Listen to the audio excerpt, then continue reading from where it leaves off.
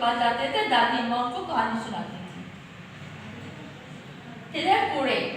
अब यहाँ पर आएगा कूड़े के साथ दान, कूड़े दान।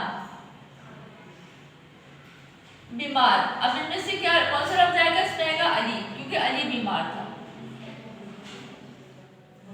समराबाद, यहाँ पर आएगा लाहौर, क्योंकि लाहौर में समराबाद है। सेहतमंद, यहाँ पे आएगा माहौल। अब देखिए किस तरह आपस में मिल गए। कहानी दादी अम्मा, कूड़े दान, बीमार अली, समराबाद लाहौर, सेहतमंद माहौल। एक ही सवाल हो गया। उसके बाद हम सवाल करेंगे अल्फाज के जुमले बनाए। पहले अपने सवाल इतने अल्फाज के जुमले बनाए, फिर आपने साइड पे लाइन लगानी है, क्योंकि लफ्ज छोटे होते हैं, जुमले बड़े होते हैं। पहले लफ्ज है मुजाहरा, बाजीगर अपने फन का मुजाहरा कर रहा था। फिर नंबर 2 है मुंह बसोरना, हीरा को डांट पड़ी तो वो मुंह बसोरने लगी। माहौल, हमें अपने माहौल को साफ रखना चाहिए। तीमारदारी, मरीज की तीमारदारी करना भी इबादत है।